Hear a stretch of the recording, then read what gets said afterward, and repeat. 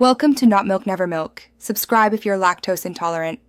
In this video, I will explain how to set up a Roku remote. First, open the battery compartment on the back of your remote. Carefully insert two fresh AA or AAA batteries, making sure to align them with the positive and negative indicators. Close the compartment securely. Now, power on your Roku streaming device and your television, then select the correct input for your Roku. With your Roku device powered on, locate the small pairing button, often found inside the battery compartment. Press and hold this button for about 5 seconds. You'll notice a small status light on the remote start to flash, indicating it's searching for your Roku. Once paired, a confirmation message will appear on your TV screen and you're ready to navigate. If your remote isn't responding, start by replacing the batteries with a fresh pair.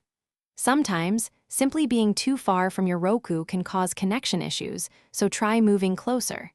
If problems persist, a quick restart of your Roku device often helps.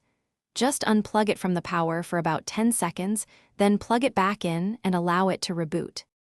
Many Roku remotes offer advanced features to enhance your experience. Look for a microphone button to activate voice commands, allowing you to search for content or launch channels hands-free.